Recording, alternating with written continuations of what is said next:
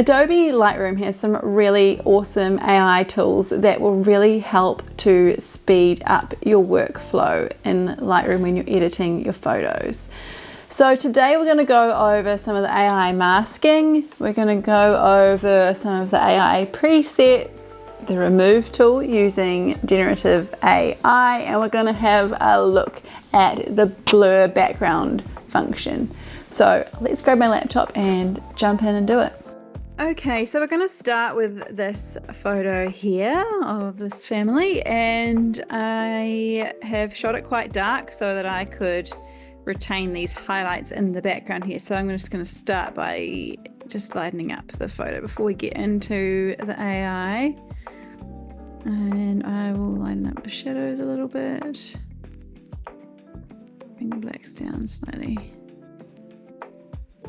and highlights. Maybe bring that exposure down slightly so we can keep the detail in that grass there. Okay, so the people are a little bit dark still, but that's okay. We're going to use an AI mask to just select the people. So we'll go over here to the right to masking, to that circle there, click it, and it's detecting the people in the photo, which is really cool. This used to take a while to mask a person out, and now it is like as simple as a click of a button. So it's got person 1, person 2, person 3, and if you scroll over them, you'll notice it highlights the person, which is amazing. So what that means is when this person is highlighted, if I click person 1, it's going to create a mask for them, and you can actually choose how much of the person you want, if you want the entire person or just one of these parts of them. And as you scroll over, you can see it highlighting each part, which is amazing. So I'm going to go create because I want to make a mask for the whole person.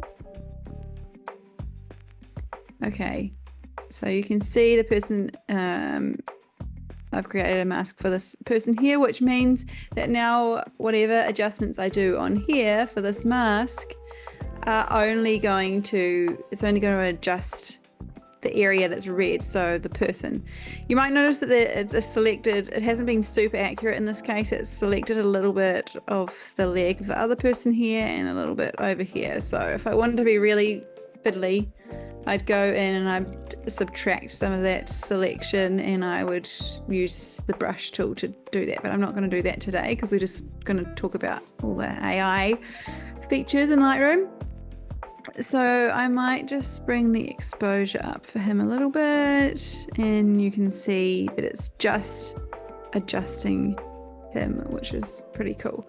What actually might have been a good idea for me to do is to select all the people, but I can just go in and do them all individually if I want. So I'll just continue doing that since I've started doing that. So you go create new mask if you want to do another person, and you can go person 2. What I could also do is I could go add, and I could go person 2, and that will add that person.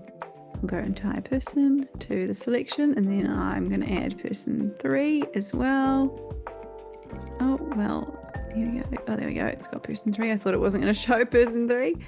So you'll see for this person, because you can't see their eyes or their face, it's only got a few options: facial skin, body skin, hair, clothes. So we're going to go add that person to the selection.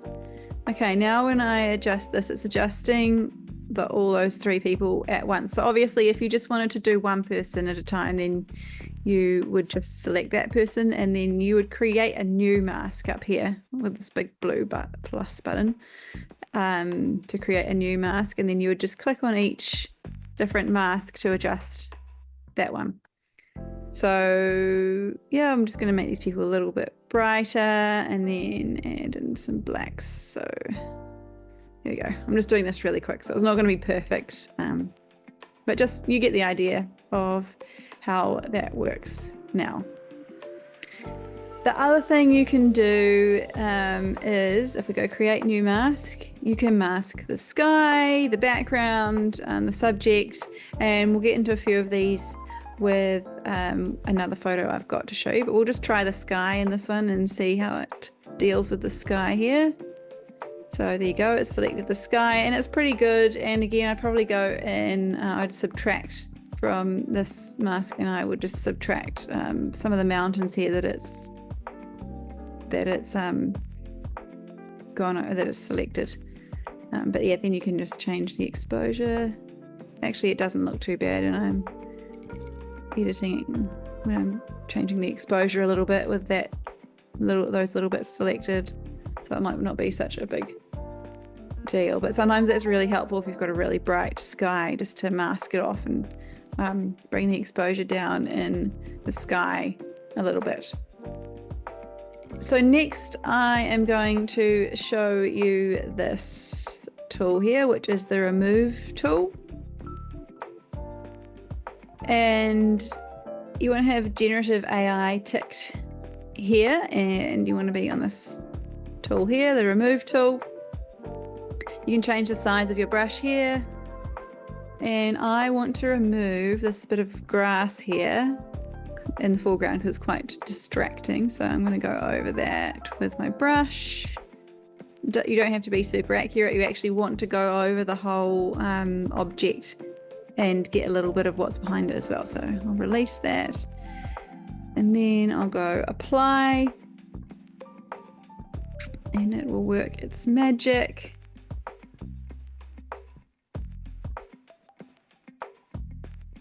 And oh my gosh, that is amazing. Look at that, just like magic, it's gone. It doesn't always work that well, it depends what you're doing, but that is pretty good. But if you have a look here, we're on the right where it says variations, it says 1 out of 3, so it actually does 3 variations. So if you go to the next one, that one's slightly different, and go to the last one, it's slightly different again. So I actually think they all look pretty good. You probably want to zoom in and just have a look like closely, but I think that did a pretty amazing job there. Yeah, so just try it out. You'll have varying results. Some of the things I've tried to do, it's really not done a very good job of. So yeah, sometimes it will work really well, and sometimes you might just have to give up on using the AI and do it yourself. So that is the remove tool. Next we'll have a look at the presets here. So if you go into premium presets, you've got these ones here: adaptive portrait, adaptive sky, adaptive subject, adaptive blur background. So we'll start with adaptive portrait, and if you just hover over all of these different ones, it will give you a preview of what it's going to make it look like. Now I'll just zoom in a little bit so we can see better. Enhanced portrait, glamour portrait, polished portrait, gritty portrait. Oh my gosh. Enhance eyes, whiten teeth. It is pretty amazing what this does. Darken eyebrows, darken beard, texture here, smooth hair, enhance clothes. That is pretty amazing if you ask me.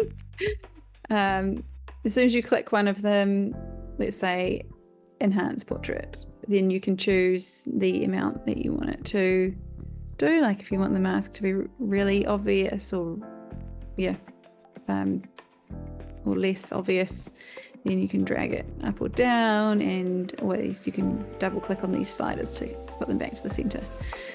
I'm just going to undo that now, and we'll have a look at some of these other ones. We'll just zoom out again. So we've got adaptive sky, so then you can do blue drama, dark drama. Some of these look a little crazy on this edit, and probably because I've also already put a mask on the sky, it looks a bit weird. Neon tropics, storm clouds, sunrise. That actually looks kind of cool in this photo. And sunset.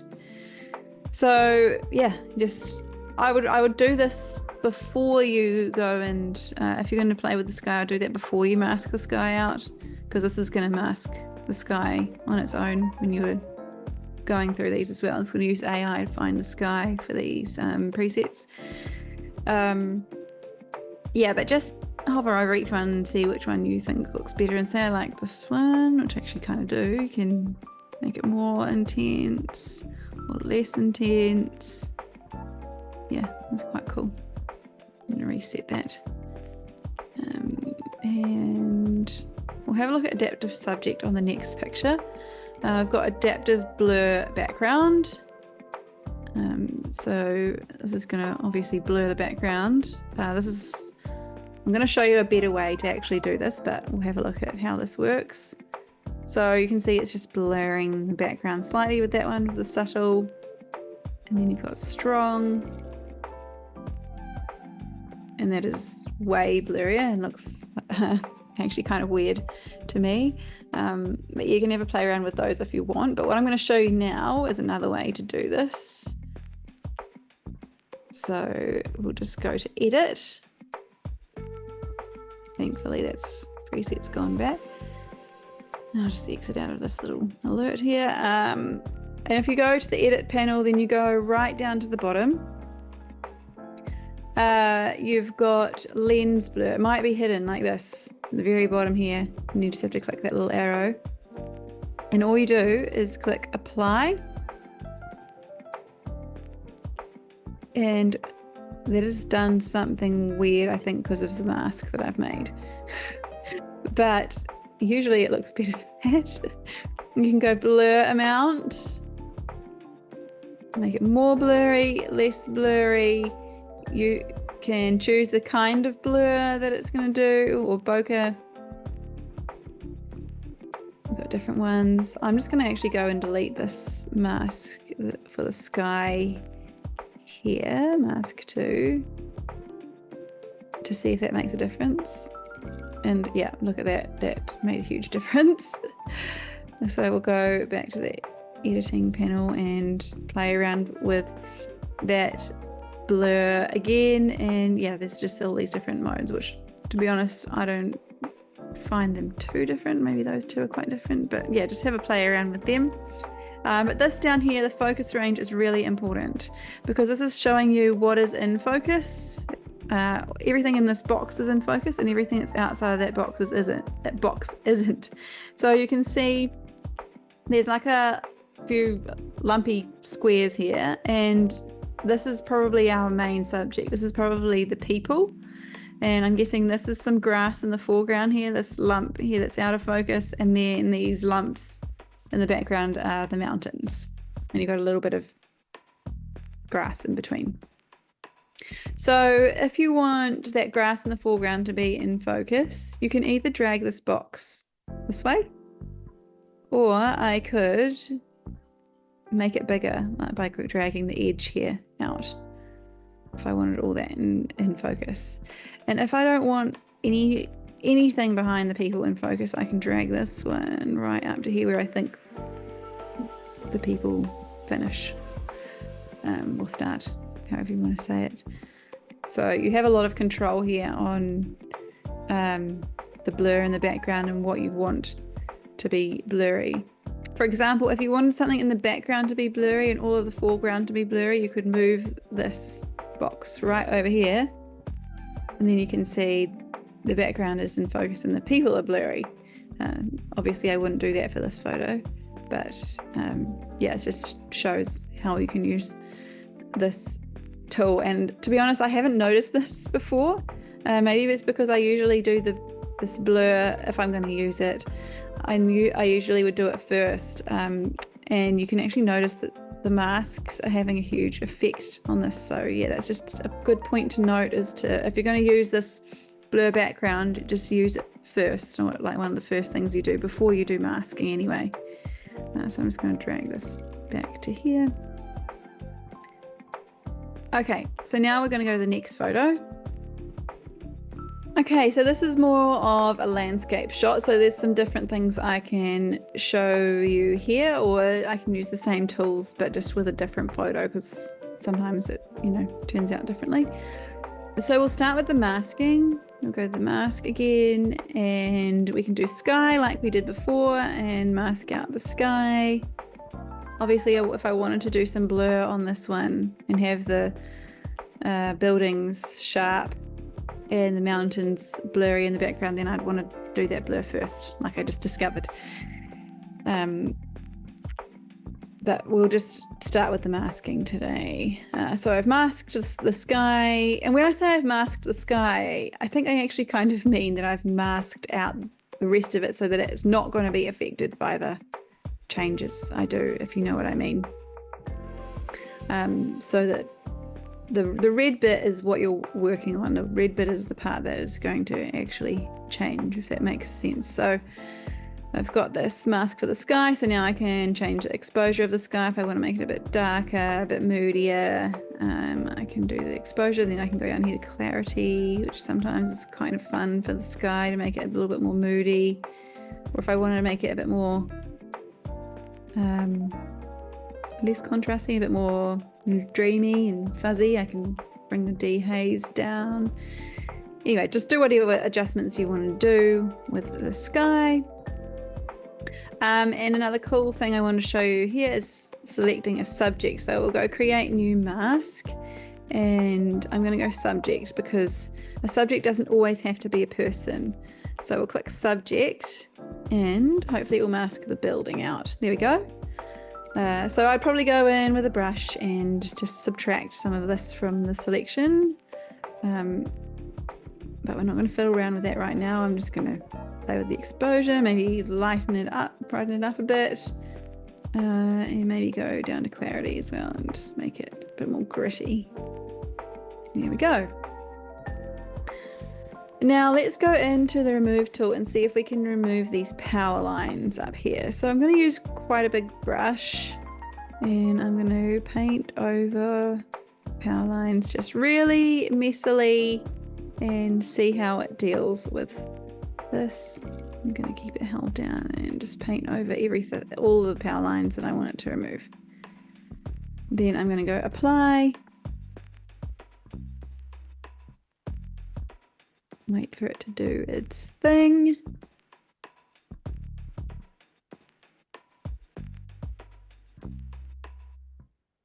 And look at that, it is magic. And so we've got 3 options here. And I'm not sure which one I like the best. Maybe that one. Let's just have a look at that. Anyway, I'm just going to go back to the editing panel and get rid of this. I'm going to zoom in and just see if it looks all right. And you can see it actually looks kind of weird because where I've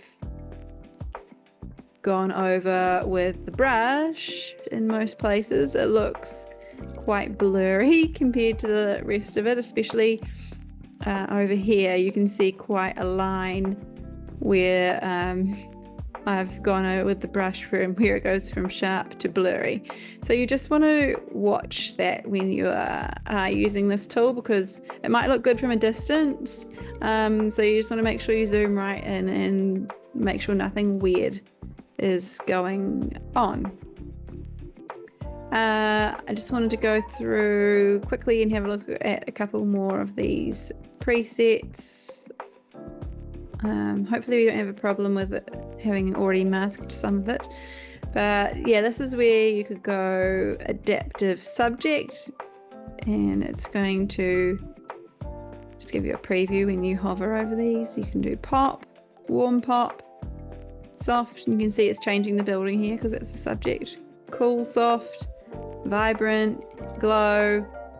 Obviously, like vibrant, there's not much color to work with here, so it's not going to make this photo very vibrant. It depends what subject you're working with. So yeah, just have a play around with these and see what it does to your photo. But I think these are really fun to play around with. Okay, now I'm just going to show you one last thing with the presets, which is the recommended presets. And because I am using files off my desktop, it says disabled for local images. You can only use this if you are editing photos that are in your cloud. So to do that, we're going to go up here and instead of local, we're going to go cloud.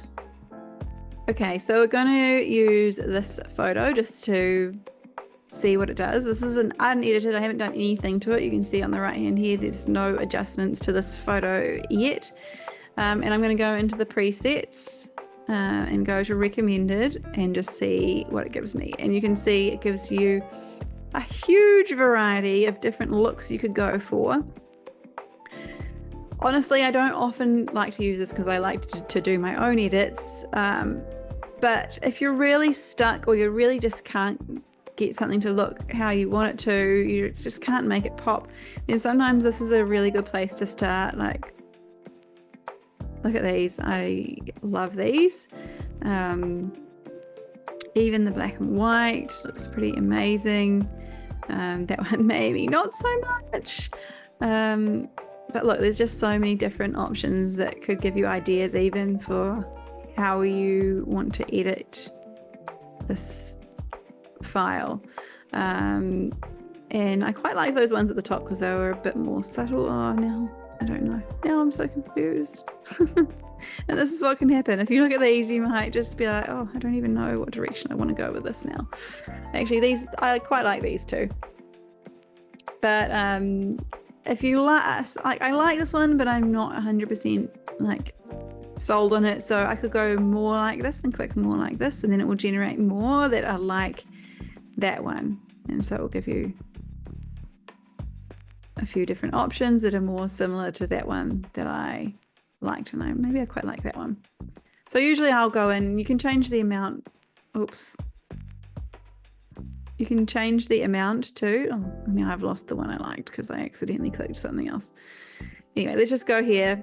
You can adjust the amount. So I could drag that down like that so it's not quite so intense, which is actually quite nice because I didn't like that one because it was like way oversaturated. But if I just drag it down, and if you watch over here on the right too, in the editing panel, you'll notice the settings changing as I drag this, and the vibrance and saturation are coming down as I drag the amount down. Yeah, and if you really like one of these ones you've chosen, you can come over here and have a look at what adjustments it has done to it to make it look like that, which is a really helpful learning tool, I think, if you often have the problem of just never knowing where to start with a photo.